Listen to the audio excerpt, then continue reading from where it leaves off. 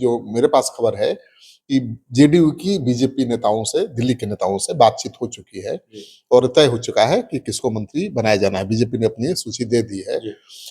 BJP के भी कई चेहरे बदल सकते हैं, कई की विभाग बदल सकते हैं और जेडीयू से भी कई कद्दावर दिग्गज मंत्री इधर से उधर हो सकते हैं। महासचिव, राष्ट्रीय महासचिव दो हैं। एक तो मनीष कुमार वर्मा है, तो मंत्री नहीं है, लेकिन वो फुल फ्लेज अब दिख रहे हैं, माने फुल एक्शन में दिख रहे हैं। लगता है कि पार्टी की बागडोर उनके हाथ में चली गई है।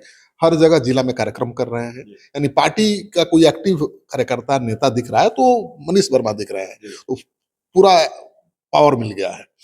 दूसरे हैं श्याम रजक, कोई जिम्मेवारी अभी तक नहीं मिली है, वो भी राष्ट्रीय महासचिव है, कोई जिम्मेवारी नहीं मिली है। तीसरे हैं अशोक चौधरी, जो नीतीश कुमार के साये की तरह हमेशा दिखते थे। जहां नीतीश कुमार हो, उनकी बगल वाली कुर्सी उनके लिए रिजर्व रहती थी, लेकिन आपने देखा होगा हाल के दिनों में परिवर्तन आया है। अब नीतीश कुमार की बगल कुर्सी पर विजय चौधरी नजर आते हैं और अशोक चौधरी दूर नजर आते हैं। गाड़ी में सम्राट चौधरी और विजय चौधरी, गाड़ी में भी अब सम्राट चौधरी और विजय चौधरी बैठते हैं, पहले अशोक चौधरी बैठते थे। नमस्कार, आप देख रहे हैं 4 PM और मैं हूं अभिषेक मिश्रा। देखिए, इस वक्त हमारे साथ बिहार के जाने माने टीवी पत्रकार श्रीकांत प्रत्यूष सर हैं और सर से हम समझने की कोशिश करेंगे बिहार के एक मौजूदा, बिहार की सियासत से जुड़ा हुआ एक बहुत पेचीदा सवाल है, उसको हम समझने की कोशिश करेंगे।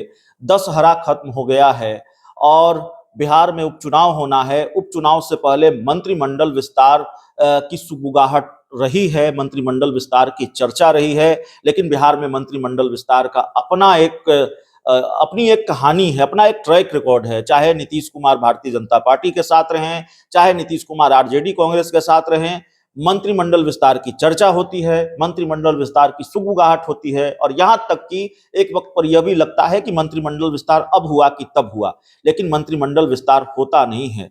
अब चर्चा है कि इस महीने मंत्रिमंडल विस्तार हो सकता है। सर, क्या मंत्रिमंडल विस्तार का पेच सुलझेगा और मंत्रिमंडल विस्तार से जुड़े हुए फिर दूसरे सवाल पर हम आएंगे? देखिए, 6 मंत्री और बनाए जाने हैं, जहां तक मुझे जानकारी है, याद है। तो मंत्रिमंडल का विस्तार तो भाई लंबित है, अब उसका होना जरूरी है। और मुझे लगता है कि जो मेरे पास खबर है कि जेडीयू की बीजेपी नेताओं से, दिल्ली के नेताओं से बातचीत हो चुकी है और तय हो चुका है कि किसको मंत्री बनाया जाना है। बीजेपी ने अपनी सूची दे दी है। बीजेपी के भी कई चेहरे बदल सकते हैं, कई की विभाग बदल सकते हैं और जेडीयू से भी कई कद्दावर दिग्गज मंत्री इधर से उधर हो सकते हैं। उनकी कुर्सी छीन सकती है, क्योंकि कई बड़े नेताओं को संगठन में जिम्मेवारी जेडीयू ने दे दी है और ऐसी परंपरा रही है कि जेडीयू का जो महासचिव बनता है वो कभी मंत्री नहीं रहता। तो खतरा तो है जेडीयू के भी मंत्रियों पर। और बीजेपी ने अपनी सूची दे दी है। बीजेपी का तो आला कमान तय करता है, यहाँ कुछ तय नहीं होता, लेकिन सम्राट चौधरी ने संकेत भी दे दिया है कि अब हमको डिप्टी सीएम नहीं रहना है, तो उनकी कुर्सी भी बदल सकती है। नहीं, तो आपने कहा कि जो महासचिव बनता है, जेडीयू में 2 पद पर एक नेता नहीं रह सकता, तो जो महासचिव बनता है उनकी कुर्सी चली जाती है। तो अभी तो एक ही महासचिव हैं, जो मंत्री भी हैं, अशोक चौधरी। नहीं, महासचिव, राष्ट्रीय महासचिव 2 हैं।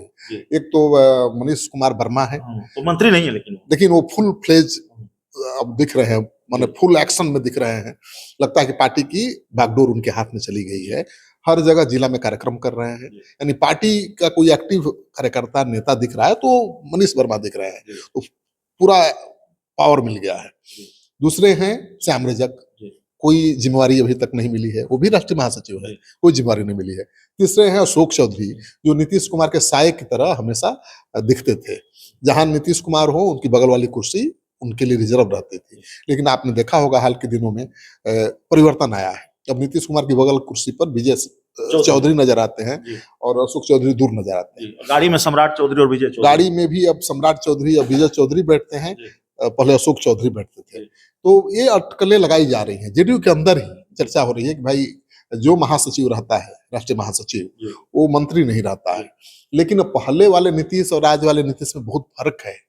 पहले नीतीश कुमार की पार्टी में कोई सोच सकता था कि उनकी इच्छा के बगैर कोई चुनाव अपने बेटा बेटी को लड़ाएगा, और वो भी दूसरे दल से। तो नीतीश कुमार बहुत कमजोर हुए हैं और उसका नतीजा था कि अशोक चौधरी ने अपनी बेटी को उनके विरोधी, चिराग पासवान ने तो पिछले विधानसभा चुनाव में नीतीश कुमार का बेड़ा गर्क कर दिया था, उनकी पार्टी से उम्मीदवार बनाया, चुनाव लड़ाया। उनके बेटी के खिलाफ नीतीश कुमार के दूसरे मंत्री महेश्वर हजारी ने अपने बेटे को कांग्रेस का टिकट दिलवा दिया। तो दो पार्टी के मंत्री अपने बेटे बेटियों को दूसरे दल से लड़ा रहे हैं, दूसरे दलों से सेटिंग कर रहे हैं और नीतीश कुमार बर्दाश्त कर रहे हैं। तो सोचिए कितना बदल गए हैं। तो हो सकता है कि राष्ट्रीय महासचिव के पद पर रहते हुए भी वो मंत्री बने रहे, लेकिन ऐसा अब कभी पहले नहीं हुआ है, इसलिए अटकलें लगाई जा रही हैं। आपने महेश्वर हजारी का जिक्र किया सर। अशोक चौधरी के मुकाबले महेश्वर हजारी इन दिनों ज्यादा करीब दिख रहे हैं। महेश्वर हजारी नीतीश कुमार के ज्यादा नजदीक दिख रहे हैं, उनके साथ ज्यादा नजर आ रहे हैं। और महेश्वर हजारी के बारे में तो चर्चा थी कि भाई नीतीश कुमार ने तो मंच से कह दिया है लोकसभा चुनाव में कि चुनाव बाद इनसे मुक्ति पा लेंगे। डैमेज कंट्रोल कर लिया। देखिए, कहा जा रहा है कि अशोक चौधरी ने अपनी बेटी को लड़ाया समस्तीपुर से चुनाव, ये विजय चौधरी को भी पसंद नहीं आया और जेडीयू के तमाम जो नेता हैं उनको पसंद नहीं आया। भले नीतीश कुमार पहले वाले नीतीश कुमार नहीं है और कोई एक्शन नहीं ले पाए, तो महेश्वर हजारी के बेटे का चुनाव कांग्रेस से लड़ना, अशोक चौधरी की बेटी का एलजेपी आर से लड़ना, ये बड़ा सवाल था। नीतीश कुमार ने कैसे ये होने दिया? और उनकी पार्टी के नेता और मंत्री अपने बेटे बेटियों को दूसरे दल से कैसे टिकट दिलवा सकते हैं? लेकिन नीतीश कुमार ने कुछ नहीं किया, एकदम असहाय हेल्पलेस दिखे। वो रोक नहीं पाए, वो चाहते थोड़े होंगे कि ऐसा हो, उनका अच्छा थोड़े लग रहा होगा, लेकिन रोक नहीं पाए। उन्होंने कहा था महेश्वर हजारी से छुट्टी हो जाएगी उनकी, लेकिन ये होने नहीं दिया विजय चौधरी ने या अशोक चौधरी के विरोधियों ने, और महेश्वर हजारी के खिलाफ कोई एक्शन नहीं हुआ। आपने कहा ना कि वही करीब नजर आ रहे हैं और अशोक चौधरी ही दूर हो गए हैं। तो नीतीश कुमार कमजोर हुए हैं समय के साथ, सब होता है। एक आखिरी सवाल है सर।